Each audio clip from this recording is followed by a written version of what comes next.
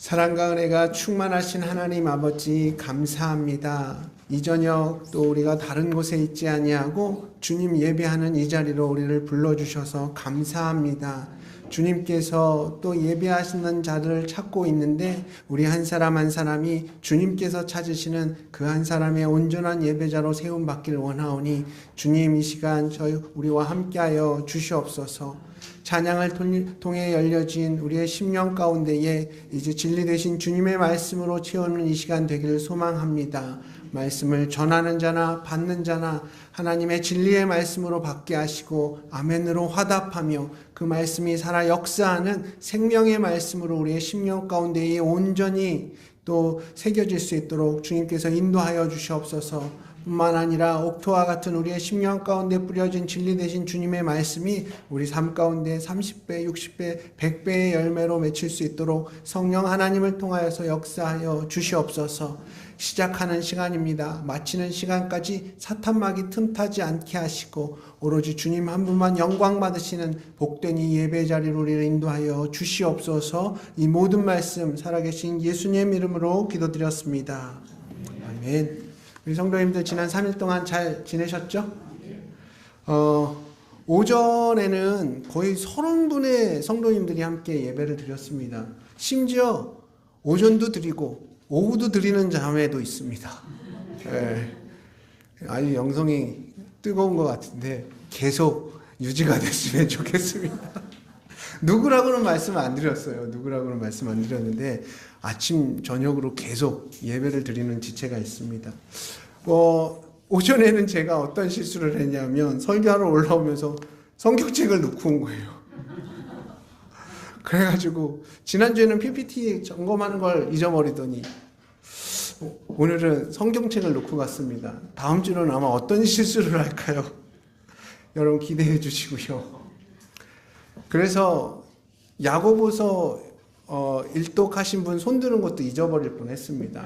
네, 여기서는 안 잃어버리겠습니다. 네, 야고보서 일독하신 우리 성도님들 계실까요? 좋습니다. 좋습니다. 예, 이제 야고보서도 거의 끝나갑니다. 네, 다음 주, 다다음 주, 한 1, 2주 정도면 끝날 것 같은데요.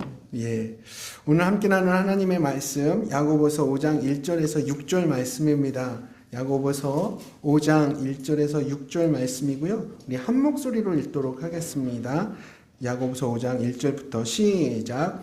들으라 부한 자들아 너희에게 임할 고생으로 말미암아 물고 통곡하라. 너희 재물은 썩었고 너희 옷은 좀 먹었으며 너희 금과 은은 녹이 슬었으니 이 녹이 너희에게 증거가 되며 불같이 너희 살을 먹으리라. 너희가 말세에 재물을 쌓았도다.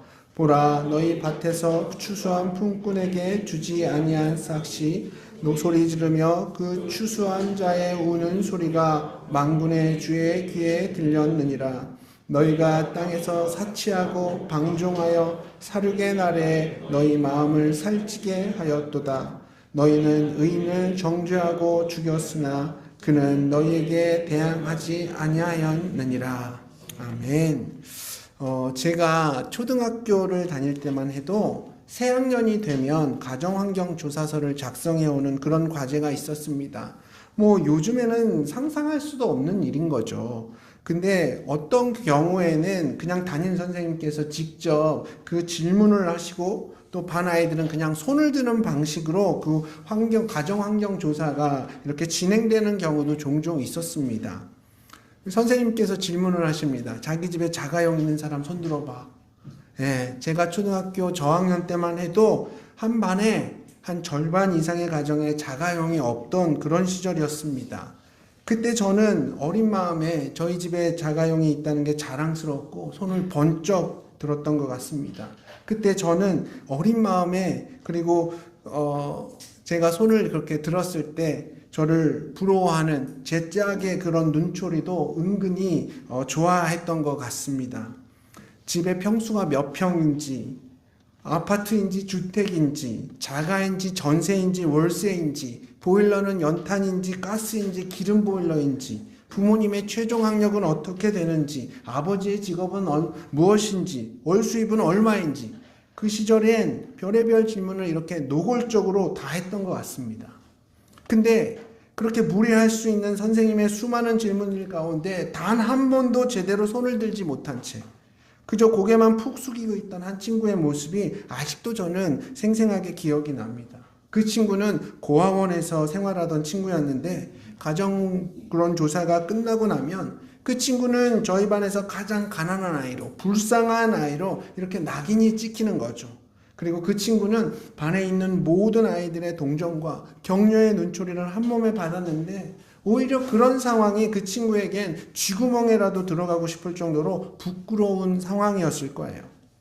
그때는 저도 어렸기 때문에 그런 친구의 마음을 알 수도 없었고 그저 다른 친구들과 수군거리면서 우리 반에서 누구네 집이 제일 잘 사나, 우리 집은 어느 정도 수준인가 이렇게 따져보았던 기억이 있습니다. 여러분은 혹시 가진 것이 없고 가난하다는 것이 부끄러워서 그걸 감추고 싶었던 적이 있으신가요?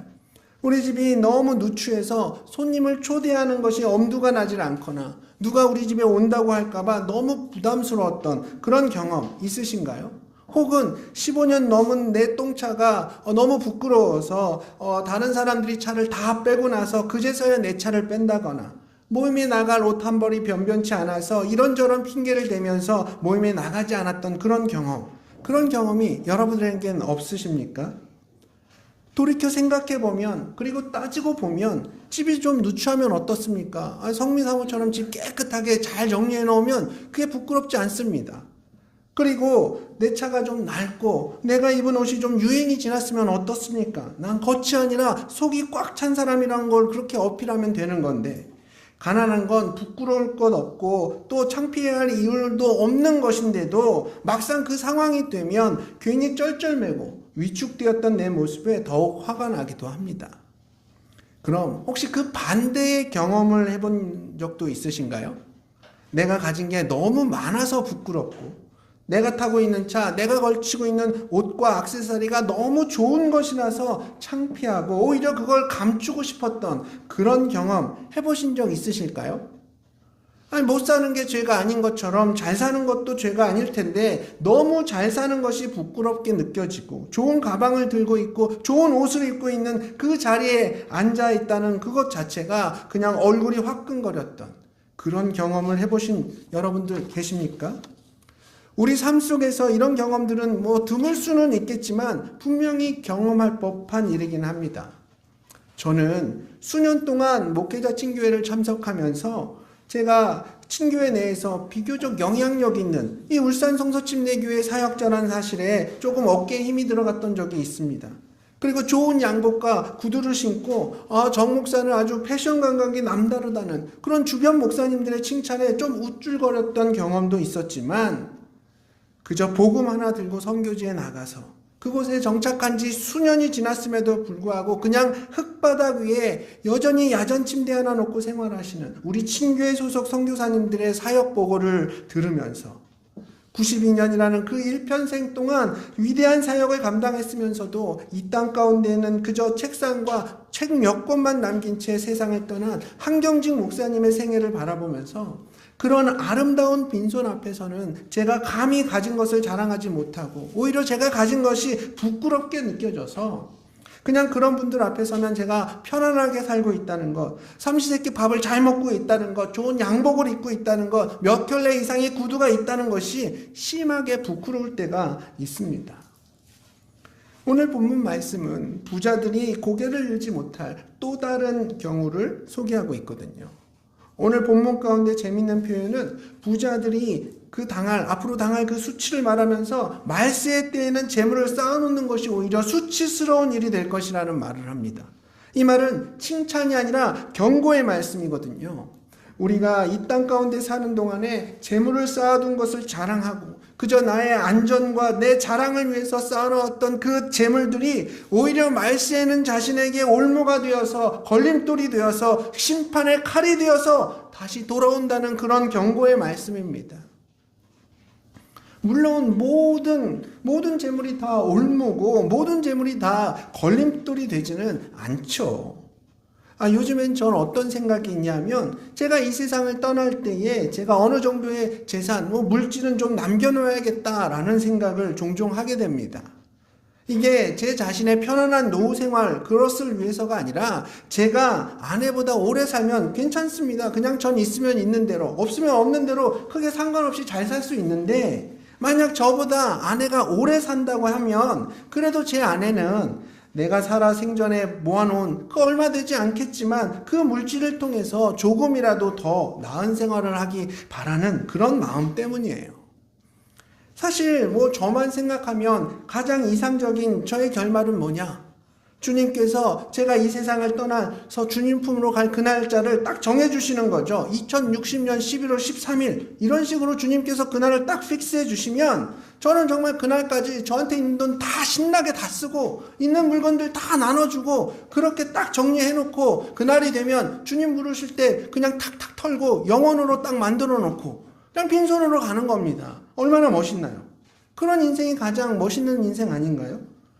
그런데 문제는 뭐냐? 우리는 그날을 절대 알 수 없다는 거죠. 내가 주님 품으로 갈 수 있는 날이 언제가 될지 모릅니다. 다음 주가 될 수도 있고 10년 후가 될 수도 있고 20년 후가 될 수도 있고 또 아십니까? 은혜로 또 100세까지 살지. 그날을 알 수 없기 때문에 우리는 보험도 들어놓고 또 돈도 모아두기도 하는 겁니다. 오늘 본문 가운데 이 경고의 말씀은 이렇게 남은 가족들을 걱정하거나 마지막까지 자녀들이나 혹은 다른 사람들에게 자신으로 인한 그 재정적인 부담을 주기 싫어서 혹시 모를 일에 대비하는 마음으로 그래서 돈을 벌 수 있을 때 조금이라도 더 많이 모아놓는 것에 좋겠다. 그것이 더 지혜로운 방법이겠다. 이런 마음으로 돈을 모으는 것이 문제라고 지적하는 게 아니에요. 지금 이 말씀은 수단과 방법을 가리지 않고 재물을 모으고 그 재물에서 자신의 존재 가치와 그리고 안전을 찾으려고 하는 그 경우에 대해서 경고하고 있는 겁니다. 그러니까 아주 부도덕하고 악한 방법을 통해서라도 비신앙적인 행동을 통해서라도 그저 재물을 모으려고 하는 그 물질 만능주의에 빠진 모습이 문제가 되는 겁니다.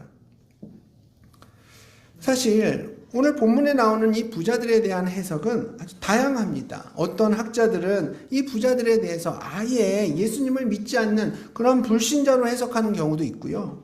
또 다른 경우는 예수님을 믿는다고는 말하지만 수단과 방법을 가리지 않고 돈만 벌면 되는 그런 물질 만능주의에 빠진 악독한 부자 그리스도인으로 해석하는 경우도 있습니다.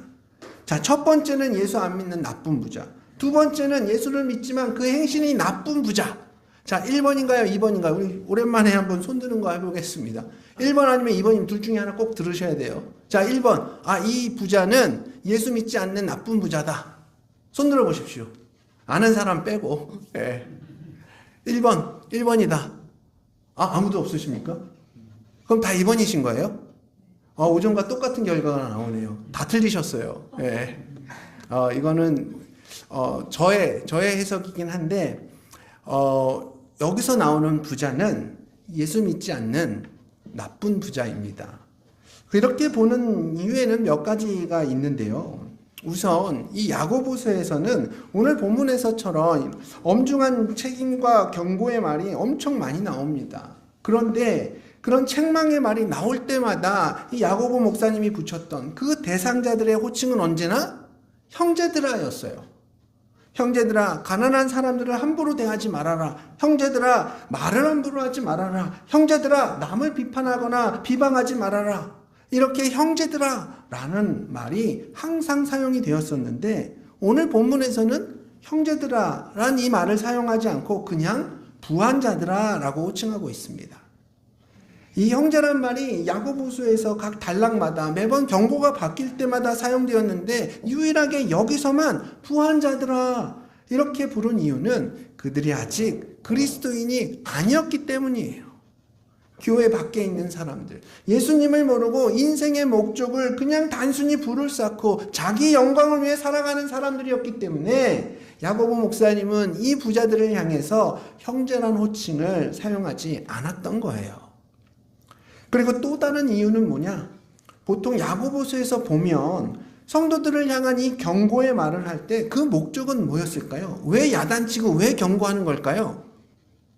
물론 잘못했으니까 야단치겠죠? 경고하겠죠? 그리고 그러나 그 경고의 이면에는 뭐가 있냐? 회개가 있거든요. 경고하는 이유는 회개시키기 위해서 경고하는 겁니다. 언제나 책망은 회개를 전제로 했던 거예요. 그런데 오늘 말씀에서는 이 회개에 대한 내용이 전혀 나오지 않고 오히려 심판에 대한 경고만 있습니다. 악한 부자들이 품꾼들에게 일당을 주지 않고 그저 자신의 배만 불리면서 사치와 방종을 일삼는 그들의 행동을 비판하고 이런 너희에게 심판이 불같이 임할 것인데 어서 회개하고 돌아와라. 뭐 이런 말이 없다는 거예요. 이 경고가 만약 성도들에게 하는 말이었다면, 예수님을 믿는 그리스도인들에게 하는 말이었다면 당연히 심판을 피하기 위해서 회개하라는 이 메시지가 분명히 있어야 합니다. 근데 없으니까 이 편지를 쓴 목적이 회개가 아니라 다른 데 있다는 걸 우린 또 알 수가 있는 거죠.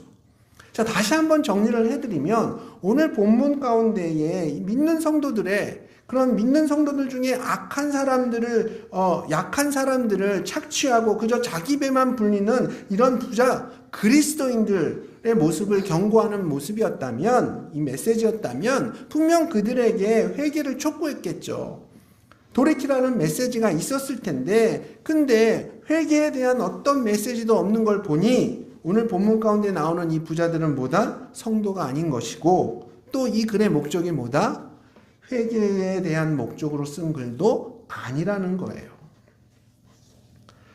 자, 그렇다면 이 교회 밖에 있는 부자들에게, 예수님을 믿지 않는 부자들에게 대한 이 경고의 이야기가 왜 성도들이 보고 있는 이 편지에 야고보 목사님은 쓰고 있는 걸까요? 아니, 어차피 그리스도인이 아닌 사람들은 이 편지를 보지도 않을 거잖아요. 여기에는 분명한 하나님의 의도하심이 있는 겁니다.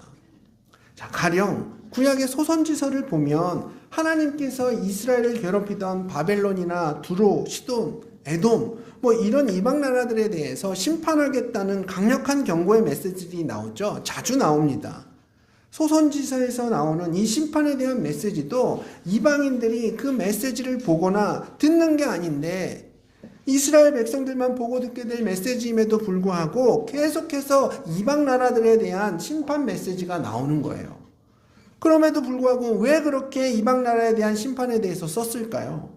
그건 이방 나라들에게 주시는 경고의 메시지가 아니라 뭐다? 바로 이스라엘 백성들을 향한 위로의 메시지라는 겁니다. 악한 이방 나라로 인해 환난과 고난 가운데에서 이스라엘 백성들이 주님 앞에서 외칩니다. 대체 우리를 언제까지 이렇게 고통스럽게 만드실 겁니까? 하나님의 백성들을 괴롭히는 저 사람들, 저 악한 사람들 그냥 놔두십니까? 이렇게 악한 자들로 인해서 괴로워하고 있는 이스라엘 백성들을 향해서 하나님께서는 위로하기 위해서 그 악한 바벨론, 두로, 시돈 얘네들 내가 곧 심판할 거야. 이렇게 심판의 메시지를 보내고 계신 거예요. 이 메시지는 하나님의 심판이 저 악한 사람들한테 반드시 임할 것이니까 너희는 낙심하지 말라는 주님께서 주시는 위로의 말씀인 겁니다. 또한 하나님께서는 그냥 침묵만 하고 계시지 않을 것이니까 그들의 악행을 두려워하지 말고 낙심하지 말라는 격려의 말씀인 겁니다.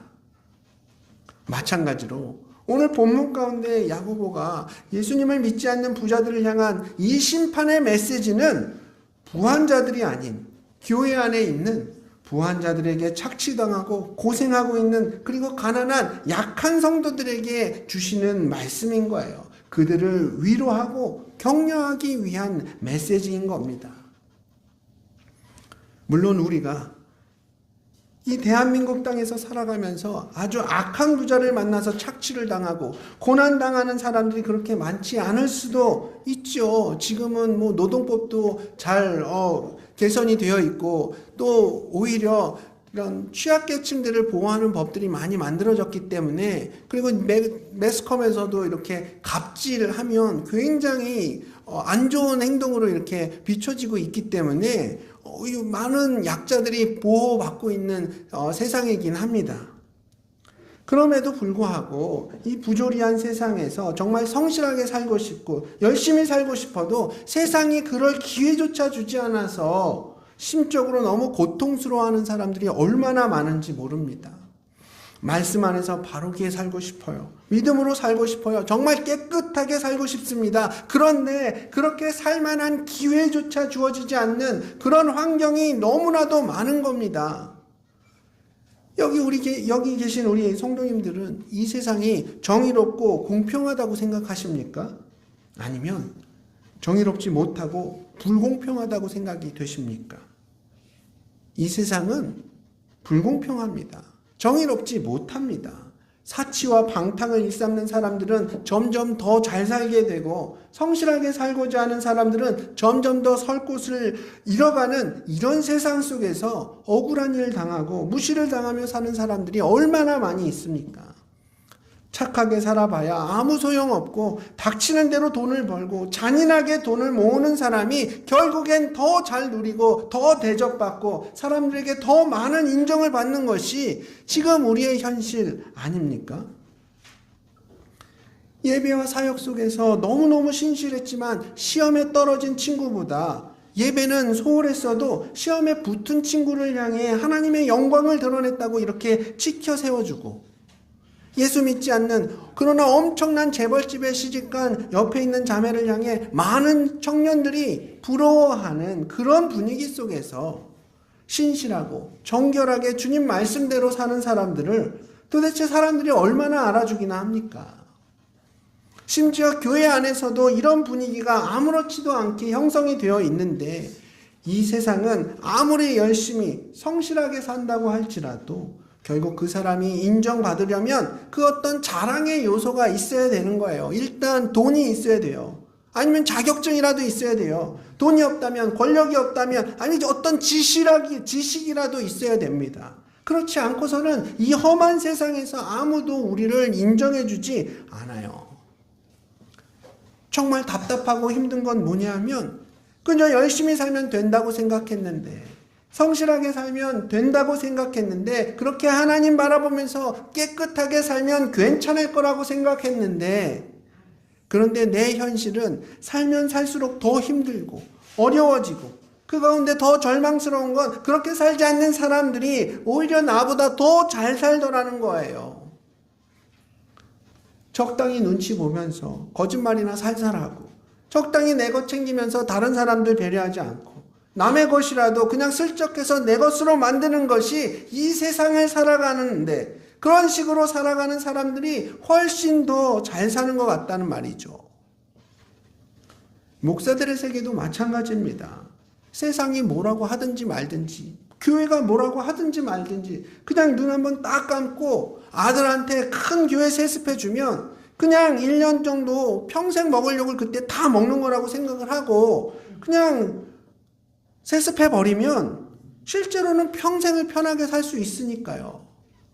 그렇게 욕을 먹어도 결국 남는 건 돈이니까 한 1년 정도만 꼭 참고 욕 먹으면 그냥 대대손손 편하게 살 수 있는데, 뭐 거룩함이니 깨끗함이니 의로움이니 아무도 알아주지 않는 그런 이유들을 가지고 저만 뭐 잘났다고 그 큰 교회를 자식이 아닌 다른 사람한테 넘겨주겠습니까? 제가 그렇게 하겠다는 게 아니라 세습을 하는 목사님들의 생각들이 그렇다라는 거예요. 그리고 그것을 아무리 비판을 해봐야 결국에는 묻힌다는 겁니다. 부조리한 모습인 거죠. 부정직한 모습인 거죠. 정말로 여러분들이 잘 나갈 때, 돈이 많을 때 그 돈을 어떻게 벌었든지 상관이 없습니다. 돈이 있을 때나 사람들이 여러분 앞에 줄을 서고 그럴 때 사람들이 여러분을 인정해 주었지, 여러분들이 형편없는 차를 몰고 다니면서 아무리 청렴하고 깨끗하고 그렇게 살려고 고생을 해도 아무도 그 성실함과 신실함을 인정해 주지 않는 게 바로 우리가 살고 있는 이 세상의 모습입니다. 이런 세상은 뭔가 잘못되어도 한참 잘못되어 있는 거죠. 이런 현실을 살아가는 교회 안에 있는 형제들에게 어떤 잘못이 있어서가 아니라 단지 힘이 없고 약하다는 이유만으로 그렇게 착취를 당하고 무시를 당하는 지체들을 위로하기 위해서 오늘 야고보 목사님은 이 말씀을 하고 있는 거예요. 우리 하나님은 아픈 사람의 마음을, 그리고 힘든 사람의 아픔을 다 아시는 분입니다. 그리고 악한 자들의 악행을 다 보고 계시고 여러분들이 부끄럽게 생각하는 그것이 전혀 부끄럽지 않고 오히려 세상 사람들이 자랑스럽게 생각하는 것이 부끄러움이 될 그 심판의 날은 분명히 오고 있다고 말씀하고 있습니다. 약하고 소외됐던 사람들이 오히려 영광 가운데 높임을 받고 세상에서 사람들의 부러움을 샀던 그 모습과 그 생각들이 오히려 감추고 싶은 것이 되어지는 그 날은 꼭 오고야 말 겁니다. 여러분, 아직 그 날이 오지 않았다고 해서 방심하거나 낙심할 것이 절대 아닙니다. 열심히 살았는데 그만큼 대가가 지불되지 않는다는 생각이 들고 악인이 형통하는 지금의 이 부조리한 현실이 정말 우리를 힘들게 하지만 우리는 반드시 이 말씀을 기억해야 합니다. 우리 오늘 본문 4절에서 5절 말씀 한번 읽어보실까요? 4절에서 5절 말씀 시작. 보라, 너희 밭에서 추수한 품꾼에게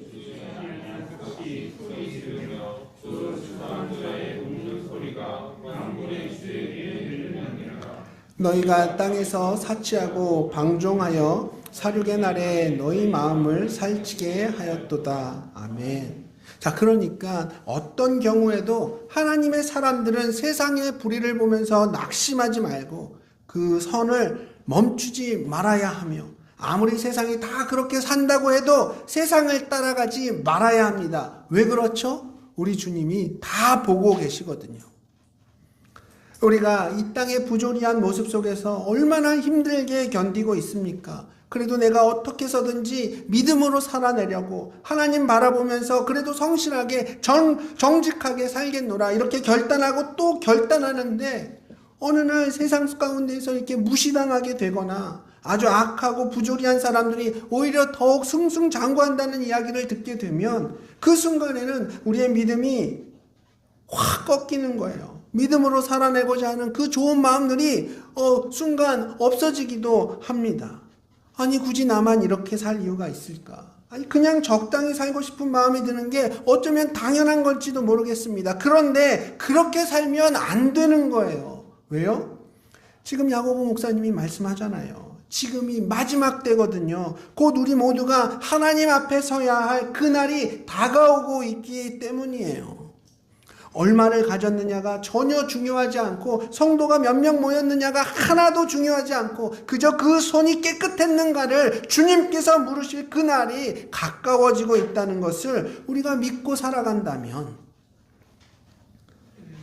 사랑하는 우리 성도님들, 악인이 형통하다고 악을 따라가면 안 됩니다. 부한 자들이 그 악함으로 이루는 것들이 너무 좋아 보이고 또 그들이 누리는 것이 많다고 해서 우리가 그것을 부러워해서는 안 되는 거예요. 과연 우리 주님이 재림하실 때 어떤 사람들이 어떤 심판을 받게 될까? 어느 정도 부자면 심판을 받는 걸까? 나도 돈이 제법 있는데 그럼 나도 그런 고난과 심판을 받게 되는 건 아닐까? 사실 여러분, 돈 있는 게 문제가 아닙니다. 나한테 지금 돈이 얼마가 있다?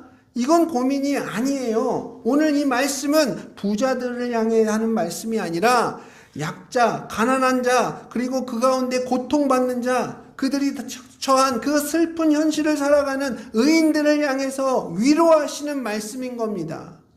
하나님의 사람들은 결국 주님께서 재림하셔서 선악간의 모든 것을 심판하신다는 이 믿음으로 사는 사람들인 거예요.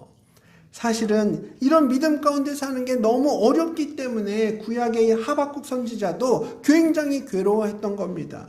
그는 하나님께 이렇게 울부짖었습니다. 하나님, 주님의 눈은 정결하신 분이고 악을 보지 않으시고 패악을 참지 않으시는 분인데 아니 도대체 지금 제 주변을 보면 거짓된 자들이 승승장구를 하고 악인들이 오히려 의로운 사람들을 삼키고 있는 이런 상황인데 왜 저들을 그냥 놔두시는 겁니까? 악한 자들이 잘 먹고 잘 사는 게 우리 주님의 뜻입니까? 하박국 선지자가 이렇게 부르짖었던 것은 그의 마음 가운데 절망감이 있었기 때문이에요. 왜 절망했습니까? 하나님의 공의와 이 땅 가운데의 현실은 전혀 매치가 되지 않기 때문인 거예요. 너무 이해가 되지 않아서 그게 너무 힘들었던 거죠. 자, 그 하박국 시대의 배경을 잠시 설명을 드리자면 이렇습니다. 남유다는 이방신을 섬기는 패역한 왕들로 인해서 정치, 사회, 경제, 질서 모든 부분에서 거의 나락으로 떨어진 상태였습니다.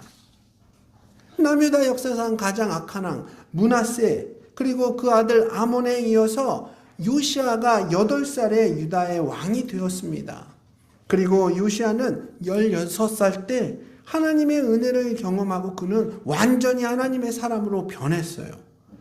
그 후로 23년 동안 영적으로 병들어 있던 남유다를 개혁하기 시작했죠. 요시아의 그 개혁을 이루는 그 과정 속에서 등장했던 선지자가 바로 하박국 선지자입니다. 한때 하박국 선지자는 이 요시아의 종교개혁을 바라보면서 하나님이 아직 우리 유다를 사랑하시는구나, 우리 유다 민족을 다시 회복시키시는구나, 이렇게 의로운 왕을 통해서 우리를 다시 회복의 길로 인도하시는구나. 아니, 이렇게 생각하는 찰나에 요시아 왕은 39이라는 꽃다운 나이에, 아직 한창 더 일할 수 있는 왕성한 나이에 애국과의 전쟁에서 전사하고 맙니다. 애국과의 전쟁에서 요시아 왕이 죽고 그 뒤에 세워진 왕들은 전혀 영적이지 않았고, 그렇게 남유다는 20여 년 동안을 말할 수 없는 고난의 내리막길을 내려가다가 결국 BC 586년 바벨론에 의해서 완전히 멸망하게 되는 거예요.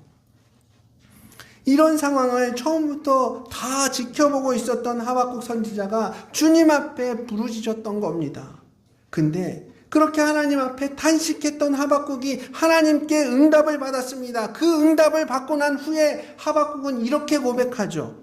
비록 무화과 나무가 무성하지 못하며 포도나무에 열매가 없으며 감람나무에 소출이 없으며 밭에 먹을 것이 없으며 우리의 양이 없으며 외양간에 소가 없을지라도 나는 여호와로 말미암아 즐거워하며 나의 구원의 하나님으로 말미암아 기뻐하리로다.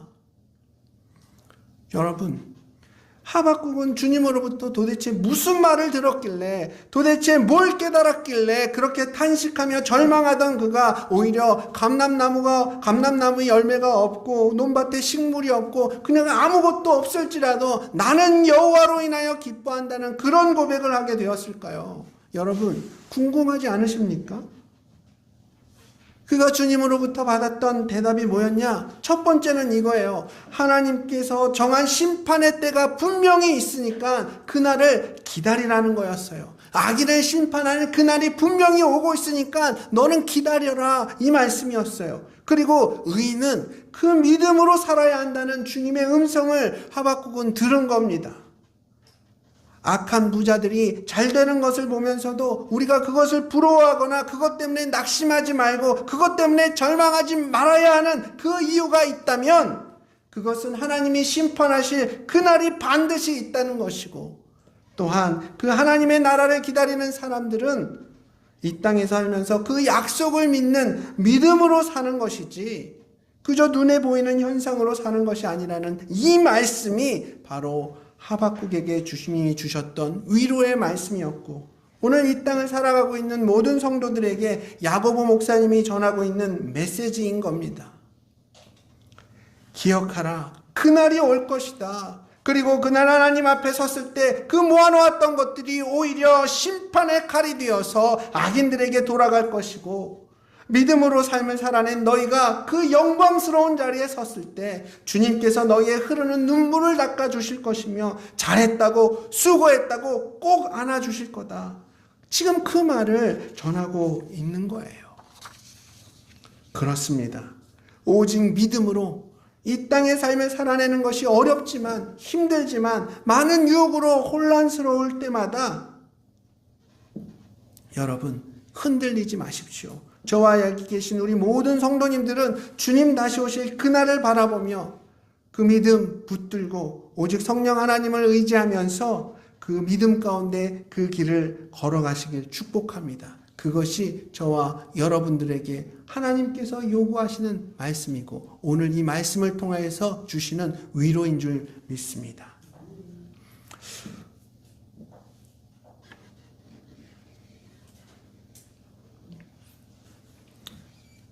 그렇습니다. 오늘 말씀을 정리하면 하나님께서 주시는 오늘 본문 가운데 나오는 이 부자는 예수님을 믿는 부자들이 아니라 예수님을 믿지 않는 악한 부자들이었습니다. 이들에 대한 경고의 말씀을 통하여서 하나님께서는 교회 안에 그 부자들로부터 착취당하고 또 괴롭힘을 당하고 있는 그 약한 가난한 사람들에게 위로의 말씀을 하고 있는 거예요. 어떤 위로냐? 그 악함을 반드시 심판하실 그날이 오고 있다. 주님께서 그 악함을 다 보고 있고 또 그 평가를 하고 계신다. 그리고 그 평가를 한다는 그날이 오고 있다는 그 믿음으로 우리는 살아가야 할 것을 위로의 말씀으로 주고 있습니다. 그렇게 성령 하나님을 의지하며 온전한 믿음 가운데 성도의 삶을 살아가시는 저와 우리 모든 성도님들 되시길 축복하며 오늘 말씀을 마치도록 하겠습니다.